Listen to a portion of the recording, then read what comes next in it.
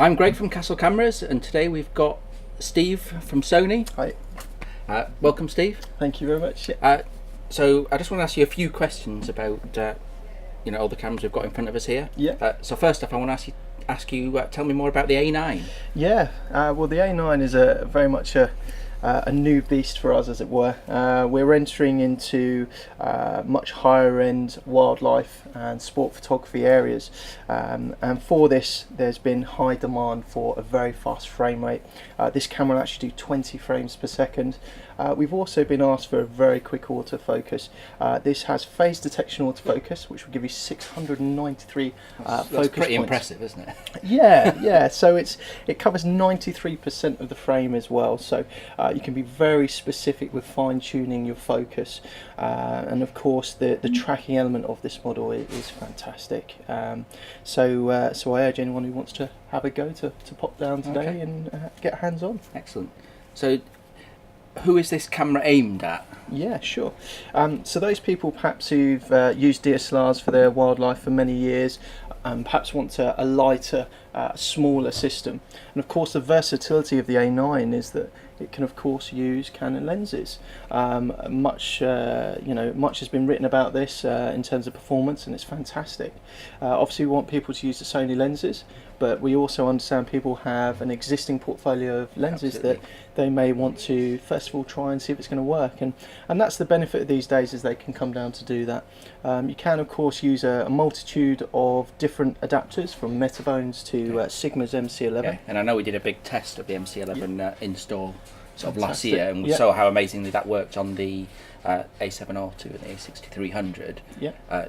Does that work even better on the A9 with the improved autofocus system? So with the speed of the focusing now, it is quicker. They're both crazily fast, but for those people who want to stick with their initial lenses for a while before potentially making the switch, then they should be very confident that certainly with the MC11 that I've used previously, it's given fantastic results. So it's a good way for so you can buy the camera, use your existing Canon lenses, with and see how you get on with it before necessarily making a full switch. Yeah, and then eventually you may not want the extra weight of an adapter, or you may just want to try it with its natural lenses, which is of course the FE or full frame E mount range. And just touching on that, we've just recently brought out the new 100 to 400mm lens. Yeah, I saw that. I'm quite excited for that to come in store. Yeah, and test I think a lot of people are. It's a fantastic lens that we're hoping to be sort of available very, very soon. And of course you can order already. So it's an exciting range, the G Master range, which is our, we've got Zeiss and G Master up there together. But for sport, people have been asking us for a longer telephoto zoom lens. So we've catered for Excellent. that. I mean, I have to say, I've shot Canon and Nikon before, and I've been shooting Sony for the last sort of 2 or 3 years, and I've seen the lens lineup grow from sort of relatively small to sort of what we've got before us. Now we've got pretty much a full selection of lenses. Yeah, it's a very good point you make. When we first brought out the A7 range, there wasn't too many lenses available, but we've worked really hard to grow the portfolio of lenses to now I believe we've got around 74 to 76 lenses now, which is I believe one of the biggest range of lenses. And of course with adapters you can go into hundreds and hundreds of possibilities, which makes it such a versatility series of cameras. And of course you can use E mount and FE mount on there. You can also use Sony A mount via the LEA series of adapters as well. So again, a very versatile system.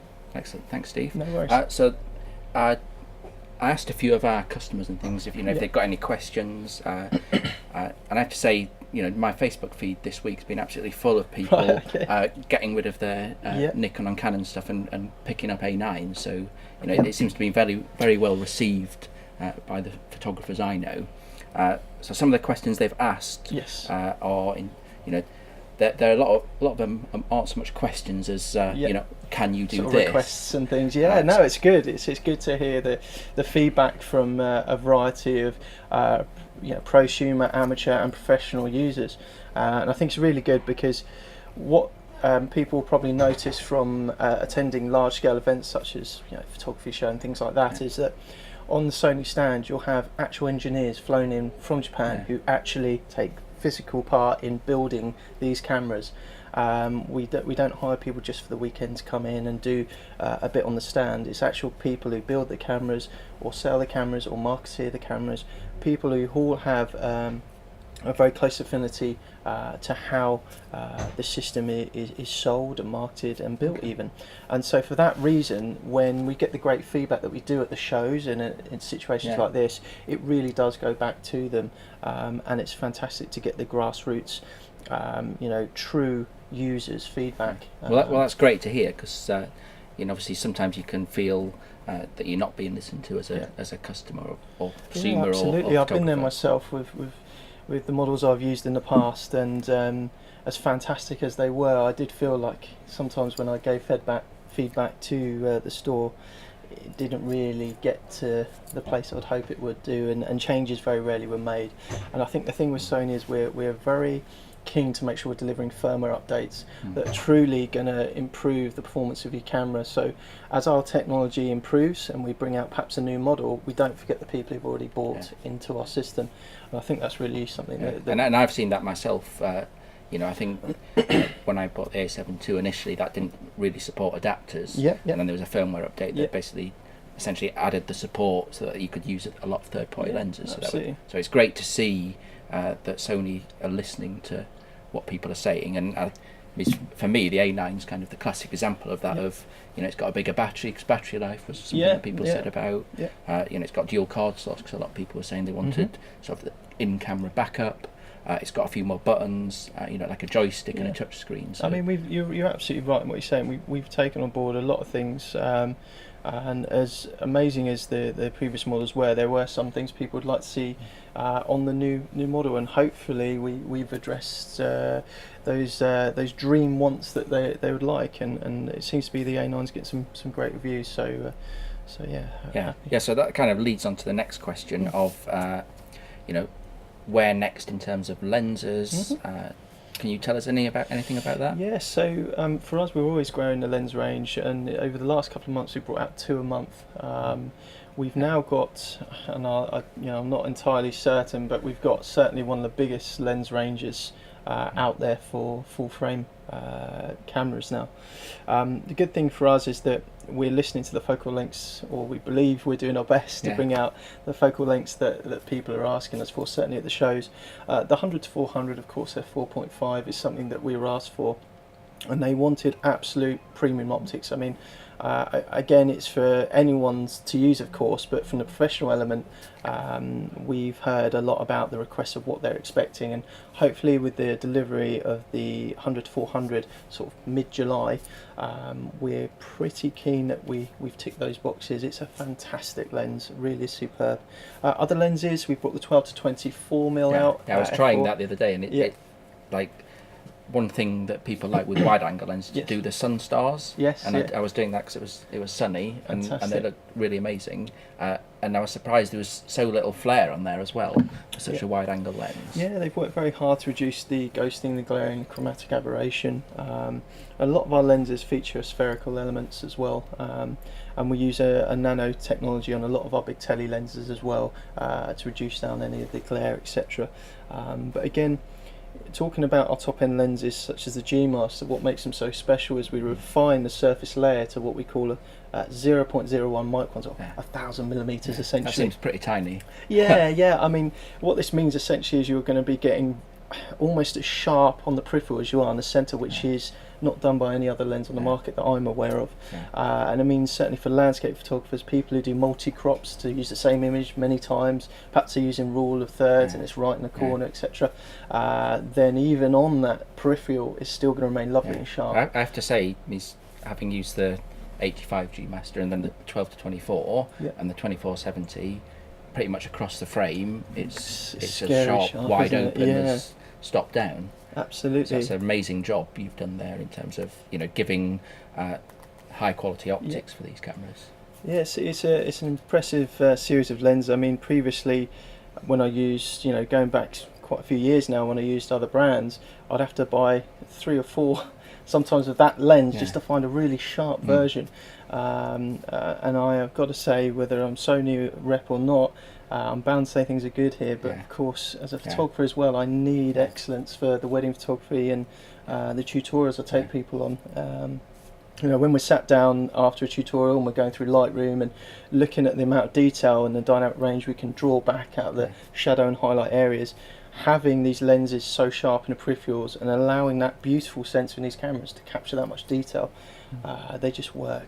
Yeah, I have to well say, together. we here at the Castle Cameras, we've not seen people bring them back and say, oh, you know, I've got a duff copy. You know, which we sometimes might see with other brands. So that leads on a little bit to, you know, we've talked about the lenses, we've talked a little bit about the A9. Where do you see the future, both in terms of, you know, future sort of mirrorless cameras versus, say, DSLRs? Yeah, I mean, DSLRs are fantastic. You know, probably yourself and myself grew up using them. Absolute respect to anyone using them; they're fantastic. Having that mirror box inside, of course, and a massive pentaprism, adds to that weight. And as we alluded to earlier, more and more people are making that transference over for that reason. How do I see it progress? What do I see changing? I think for me, it's going to be a case of just growing the lens range. For me personally, I think the size of the cameras. For full frame cameras, we can't go too much smaller, and of course there's that fine balance between having something you can physically get your hand into in a proper size. And in fact, I sometimes see people say, you know, I'd rather it be bigger and have a bigger battery than it be smaller and smaller battery. And the thing is, there are smaller cameras on the market, but we often get people coming up and saying, you know, I've bought this, you hold this, and they often get you to hold it and you're like, I can't even really get my hands around it, and then you put a telly on there, telephoto lens, and it's so yes, you could probably go slightly smaller, but we think we've got the fine balance there of having a full frame camera, a nice, what we'd say, proper size grip on there, and allowing people to use larger tele lenses that, as we all know, full frames, so it has to be a certain size, but retains that balance, yet form factor is still a lot less bulky and lighter than a traditional DSLR. Yeah, well, I think even if you compare these to the latest Micro Four Thirds bodies, they're still sort of smaller than those, and obviously, you know, the Micro Four Thirds bodies could in theory be a lot smaller indeed because of the sensor size. Yes. Yeah. So I think there is something to what you're saying there of you need it to be a certain size to be able to physically hold it and it to be comfortable when you're shooting all day. Then you want it to be comfortable, don't you? Of course, and you know, as we can probably realise, a lot of people come from DSLRs are used to a certain form factor, and to be going from this to sort of holding it like this probably isn't the most comfortable of transitions, and hopefully this is a happy medium there. Okay, thanks, Steve. So there's just one last question. Yes. Smoked or unsmoked bacon? Oh, I think for me, a bit more full flavour smoked, I think. Okay, thank you. Thank you, Steve. No worries. Thank Pleasure. You. So you've heard from Steve from Sony. If you want to come in today, then we've got all this lens lineup you can try. If you've missed today because you're watching the video later, then pop into store and you can have a try with all these sort of lenses and have a chat about what great Sony cameras we offer. Thanks very much. Thank you. Cheers.